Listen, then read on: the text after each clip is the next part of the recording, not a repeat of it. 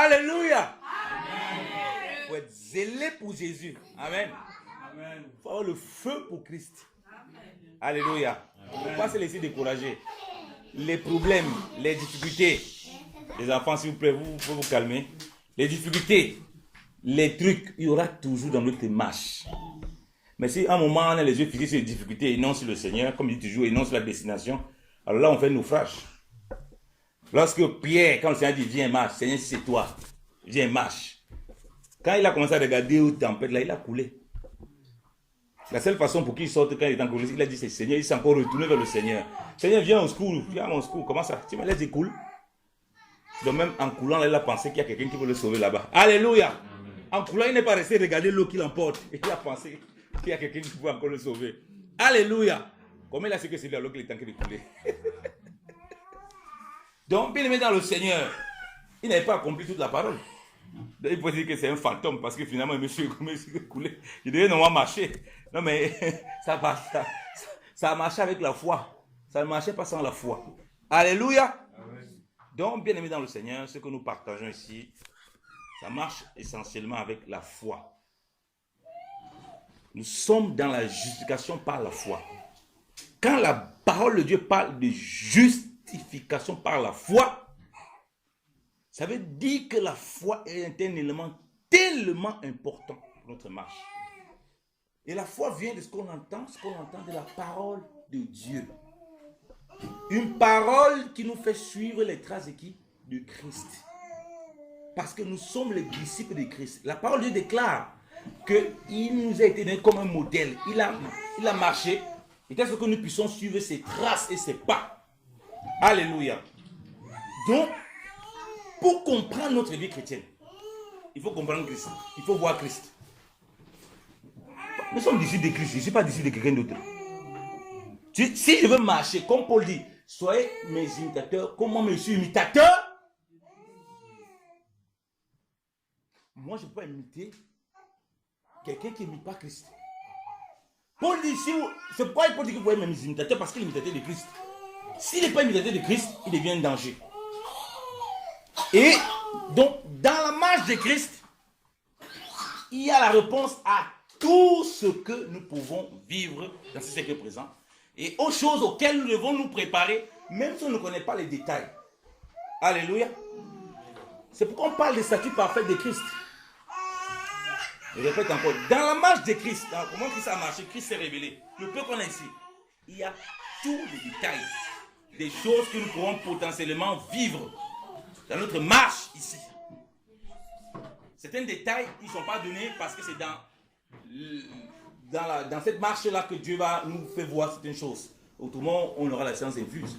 Donc, comme on est toujours appelé à apprendre, il donne les grandes lignes, il y a d'autres choses qu'on ne connaît pas. Alléluia. Ça va, maman?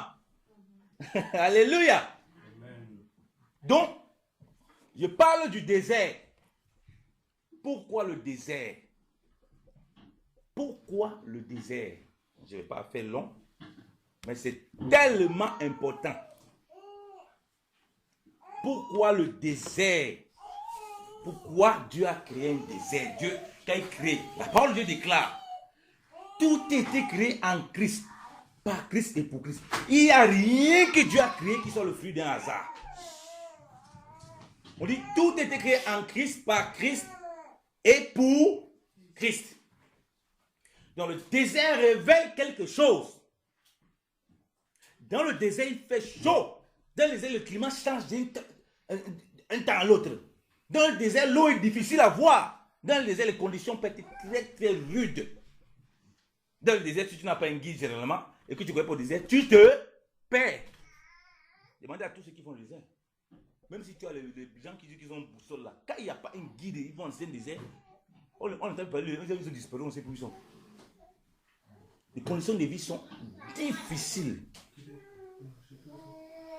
Mais curieusement, quand Dieu nous parle, parce qu'il y a l'ombre de la réalité, nous sommes dans la réalité en Christ.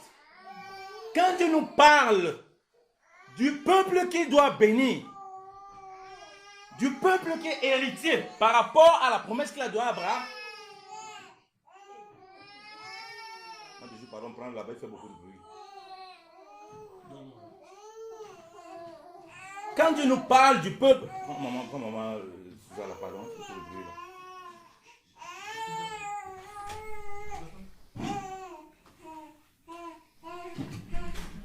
Quand Dieu nous parle du peuple qu'il va bénir, ok, du peuple qui lui appartient, frère, il commence par Abraham, il dit non, toi tu vas être béni, les nations seront, attention, les nations seront bénies en, quand on parle des nations, bon, on sait que c'est des païens, les nations seront bénies en toi. Mais en commençant par, avant d'arriver à ces nations, je ne vais pas développer tout, hein. Abraham, il y a une descendance, Dieu dit non, ta descendance. Hein, il va être étranger dans un pays. Après, je le mets dans une bonne terre. Les chrétiens, on dit qu'il y a eu le lait, le miel. Les chrétiens, ils aiment les raccourcis. Hein? Quand on dit lait, le miel, alléluia, Seigneur, il y a le lait, le miel. Attends, avant d'arriver au lait, au miel, là, tu vas voir ce qui va passer. Ah, il y a un schéma avant d'arriver là-bas. Ce n'est pas par les païens, ce n'est pas. En fait, on ne parle pas des païens. Hein? Voilà le serviteur de Dieu.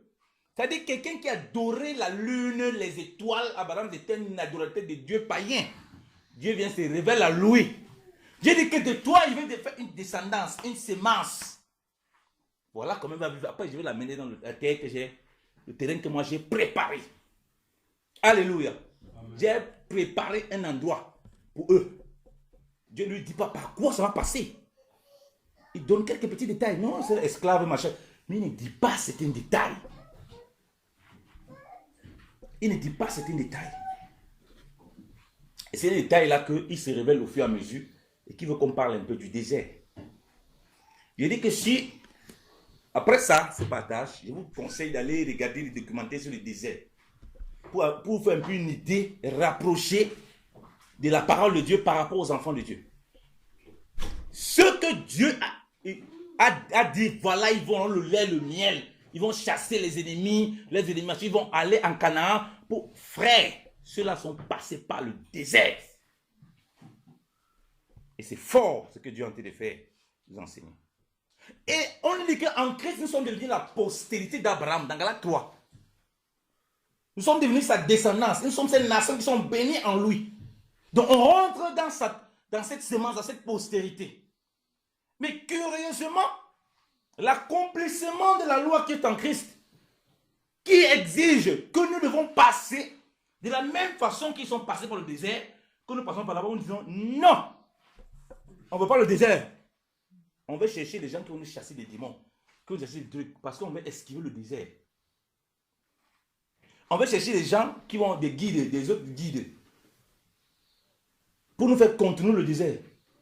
Dieu savait qu'on pouvait contourner le désert. Non, on ne va pas contourner ce désert. On ne va pas contourner ce désert. Désert obligatoire. Quelqu'un qui passe par le désert, un chrétien qui passe par le désert, il faut qu'il examine sa vie chrétienne. Il passe par le désert, il va faire comment? Il va vivre la vie chrétienne comment? Il va vivre avec quelle âme? Vous savez, comme je dis toujours, il y a plusieurs niveaux dans ta marche chrétienne.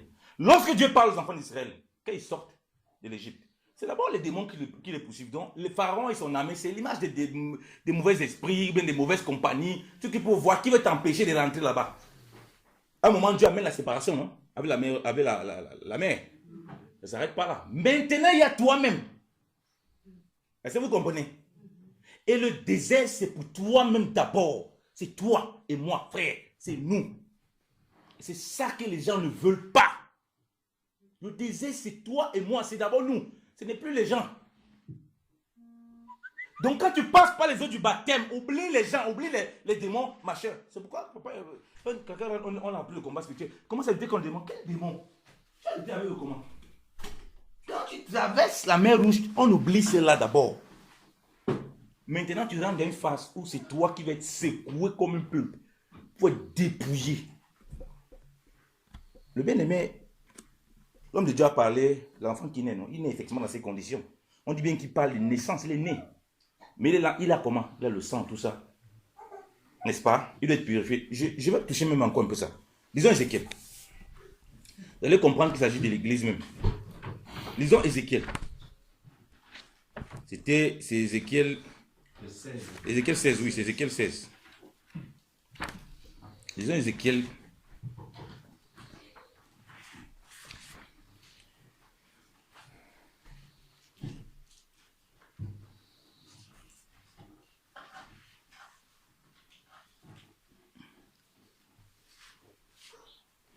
Homme de Dieu, Ézéchiel 16, là, du verset 5 au verset 8. Nul n'a porté sur toi un regard de pitié pour te faire une seule de ces choses, par compassion pour toi.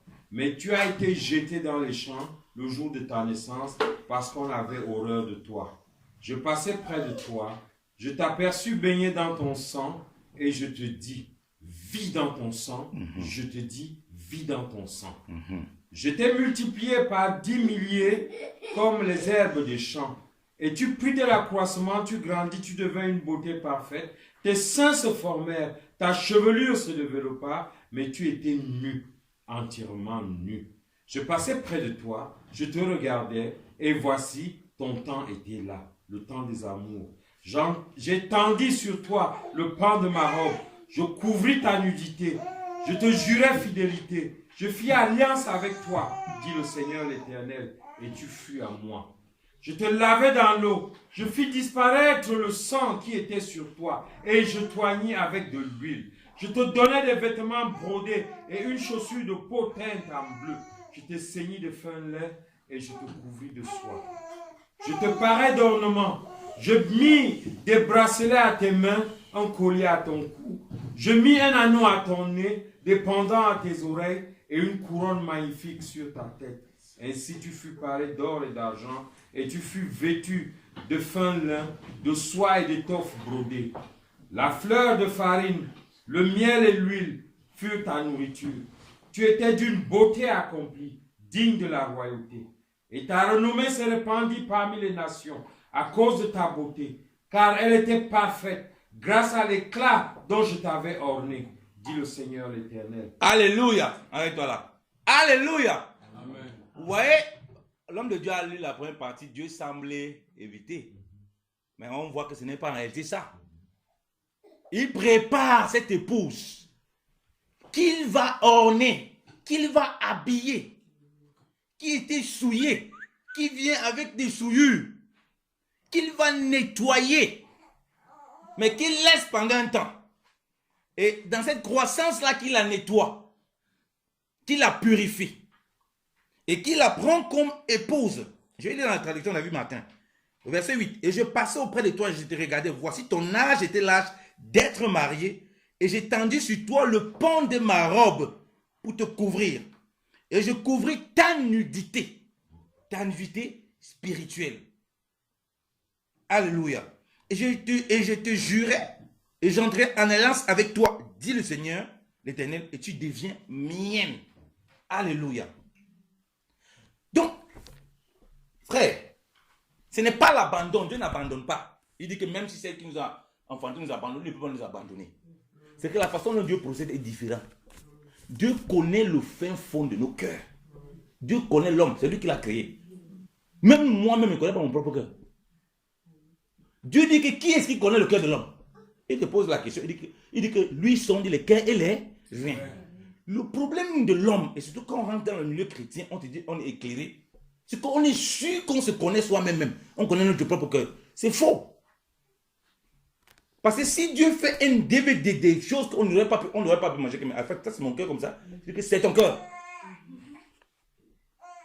Donc il envoie au désert.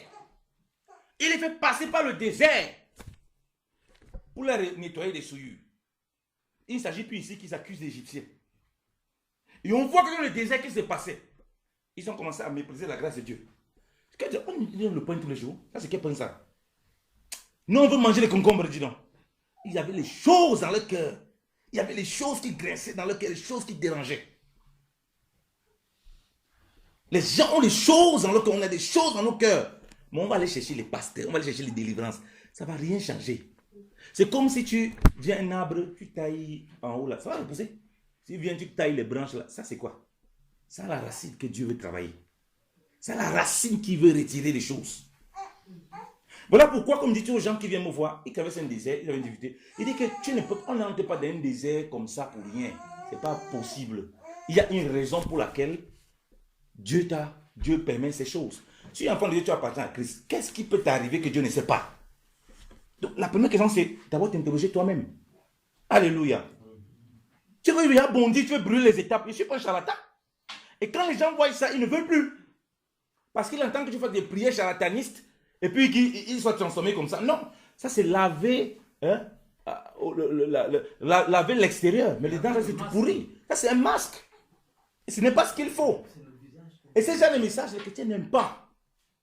Parce que quand on vient dans l'église de façon générale, on te fait voir l'ennemi comme l'autre. On ne te fait pas comprendre l'état de cœur dans lequel ton cœur est. Donc on voit que dans le désert, il était tellement désagréable à Dieu. Alors que c'est le même peuple-là que Dieu a sorti de l'Égypte. Parce que la vraie nature s'est manifestée. Et qu'il fallait changer, il fallait dépouiller. Dieu veut les préparer pour le désert pour que quand ils arrivent là-bas, qu'ils voient l'ennemi, qu'ils ne fuient pas. Ça veut dire quoi? Dieu veut nous préparer quoi? À l'abandon, à ne pas abandonner la foi. À ne pas utiliser les choses qu'il nous a données pour notre propre gloire. À ne pas abuser des bénédictions qu'il nous a données. Donc, Dieu veut nous enseigner plein de choses dans notre marche. Plein. Mais ça passe par quoi? Par le désert. C'est obligatoire. Disons Deutéronome 8. Deutéronome 8, chapitre 8. Il dit ceci. Prenez garde, Deutéronome chapitre 8 à partir du verset 1. Prenez garde et faites tous les commandements que je vous ordonne aujourd'hui afin que vous viviez et que vous soyez multipliés et que vous entriez au pays dont l'Éternel a juré à vos pères et que vous le possédiez. Et qu'il te souvienne de tout le chemin par lequel l'Éternel, ton Dieu, t'a fait marcher. Durant ces 40 ans dans ce désert, regardez ce qui suit, afin de t'humilier. Quand quelqu'un va passer par une humiliation, moi je suis la prunelle de Jésus-Christ. Je suis une princesse de Christ. On ne peut pas me parler comme ça. Non, pourquoi il me parle comme ça? En plus, il est païen. Dédié, l'Éternel va faire passer dans le désert afin de t'humilier. C'est quand même terrible. Il ne s'arrête pas là. Il dit, de t'éprouver pour connaître ce qui est en ton cœur. Donc, tu découvres les vraies facettes de ton cœur dans cette humiliation et cette épreuve du désert. Il dit, si tu garderais ces commandements ou non.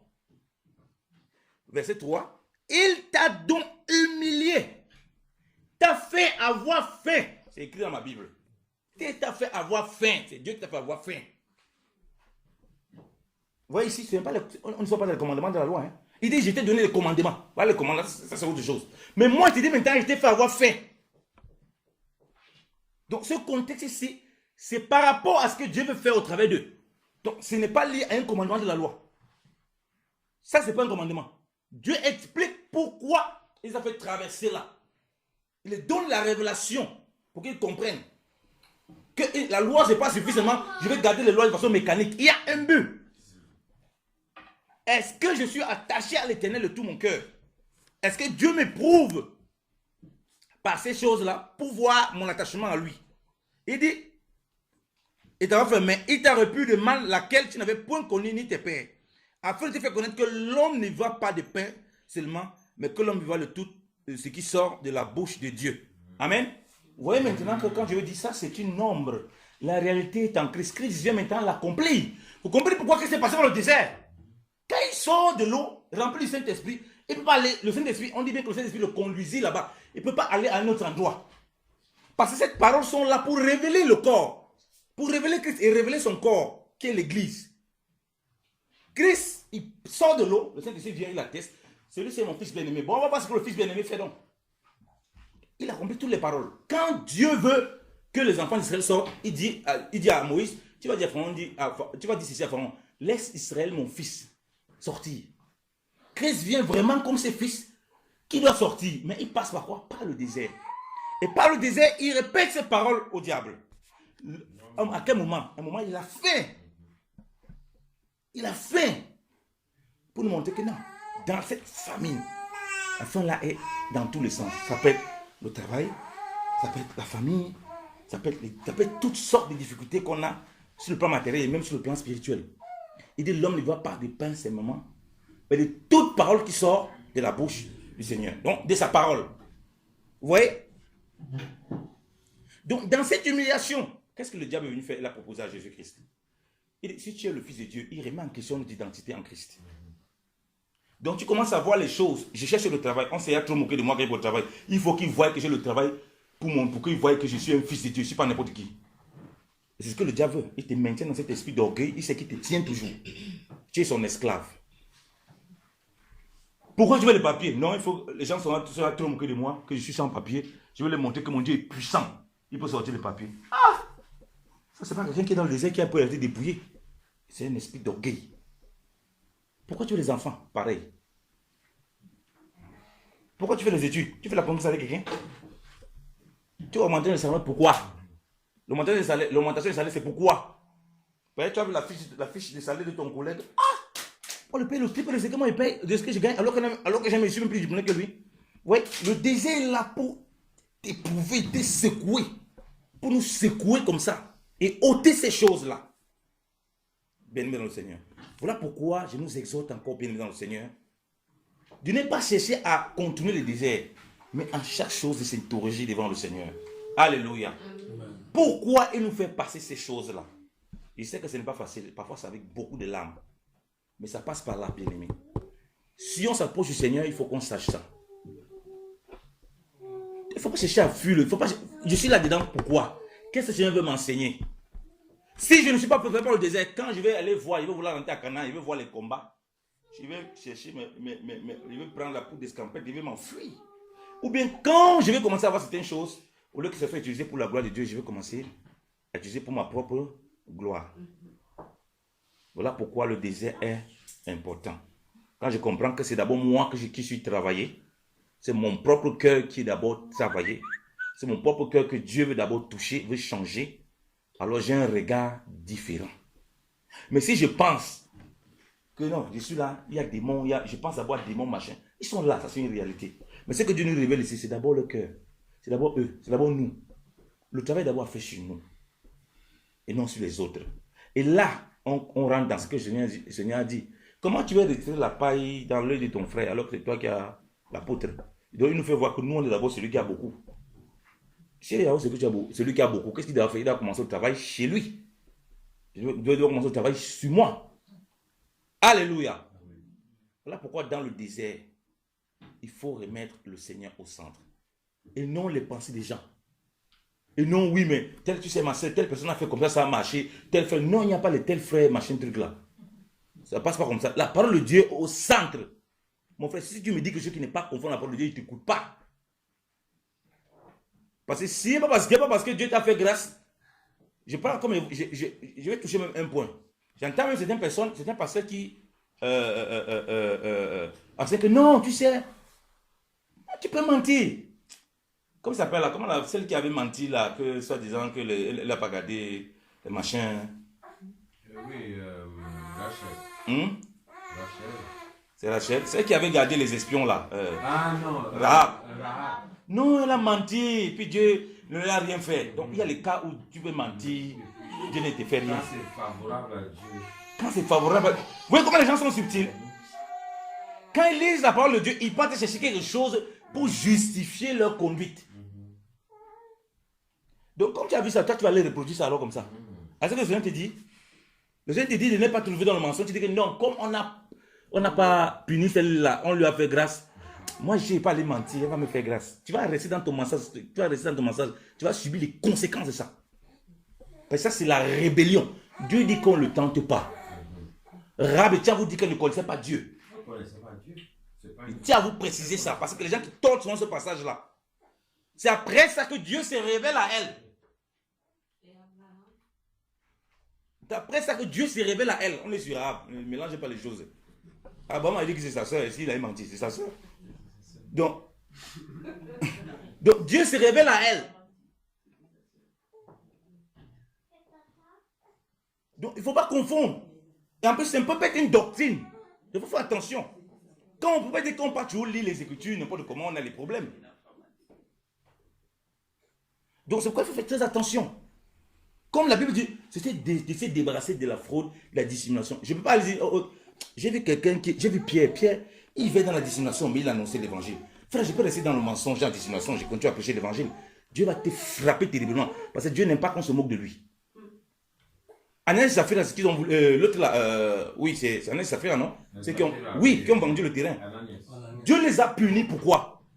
Parce que tout ce qu'ils avaient là, c'était à eux. Comme ils ont vu que les autres chrétiens vendaient tout, ils donnaient. Ils ont dit que non. Oh, on va aussi dire qu'on a vendu tout et puis on va venir donner. On ne se moque pas de Dieu, comme il dit à Galates 6. On ne se moque pas de lui. Au milieu du peuple de Dieu, Dieu a toujours été très strict avec ça. Ils sont venus, comme ils ont vu, le frère Gilles, il donne ce qu'il a. Ah non, ça c'est tout ce que j'ai. Mais sinon, on va venir dire que les gens peuvent se moquer de nous. Hein. Venez mentir comme ça, là, comme les blagues. Ils vont mentir, non. Rahab avait menti. Rahab avait menti, Dieu lui a rien fait. On a vu qu'elle a quand même fait du bien au serviteur de Dieu. Chérie, si on vend ça, on fait quand même du bien, on doit donner une partie à l'église. Et on manque que c'est tout ce qu'on a vendu. Derrière, il y a une punition. Derrière, ils sont morts. Là, direct. Après qu'il t'ait donné, hein, il y a une punition. Pour dire qu'on ne joue pas avec Dieu. On peut être dans les mauvaises voies, dans les trucs et tout, mais il ne faut pas qu'il y ait le mépris. Il ne faut pas qu'il y ait le mépris. C'est pourquoi il dit dans le désert, écoutons la voix de Dieu. On a vu que Dieu était très très strict avec ses frères dans le désert, avec ses bien-aimés dans le désert. Remarquez bien. Mais par contre, regardez quand ils sont rentrés dans la terre promise. Tout ce que Dieu disait la plupart du temps, mais Dieu les exécutait très tard. Parfois, il ne les exécutait même pas. Parfois, il ne les punissait pas. Les enfants d'Israël faisaient des choses terribles. Mais regardez, pendant le désert, où il veut vraiment parler, c'est comme s'il veut vraiment parler à leur cœur, il veut les mettre à part pour les attirer là-dessus quelque chose.